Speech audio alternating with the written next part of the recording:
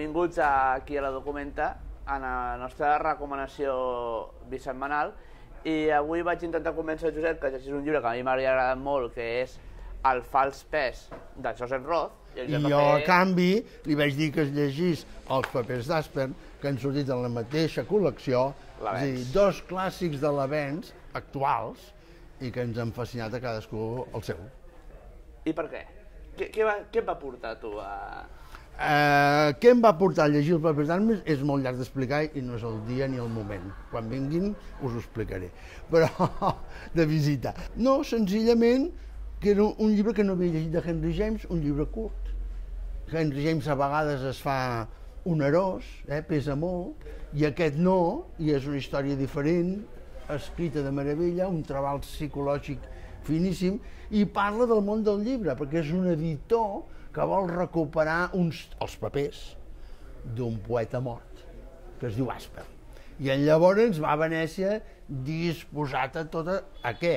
L'antiga enamorada d'aquell poeta, uns papers que guarda, i fa totes les brutícies del món per aconseguir els papers. Està escrit, és allò de Henry James, de brodadet, que sembla que no facis res, i vas fent puntades, i vas fent un llibre amb un retat de personatges extraordinari. Doncs jo vaig agafar el pes fals probablement perquè aquesta portada és preciosa, però vaig adonar-me de seguida quan el vaig començar a llegir que Joseph Roth és Joseph Roth i està reconegut perquè és Joseph Roth i és bo.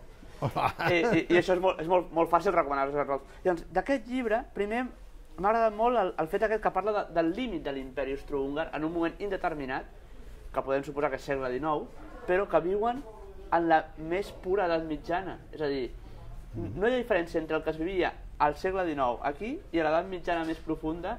Segurament, una societat rural... Ho veus, i jo veig aquí molta part d'aquesta literatura fantàstica que es basa en mons fantàstics medievals està aquí, sobretot en aquesta taverna del límit de l'imperi on passa tot i on el principal personatge del llibre, que és un protagonista fosc, anodí, cau en les mans d'aquest món on aquestes tavernes misterioses, amb fantasmes, amb assassinats, amb robatoris, amb de tot. Té dos moments fantàstics, dos.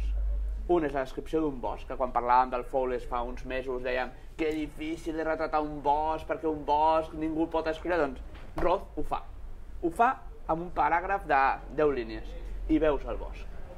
I dos, al moment del trencament del gel, cada any en el poble es trenca el gel i sigui l'hora que sigui, tothom surt a veure com el riu s'ha trencat, perquè tu ho has sentit tothom, i això vol dir que la pol·lució sonora del segle XIX, XVIII, XVII, XVI, era inexistent. Però tothom sent com es trenca el riu i surten al carrer a celebrar la primavera.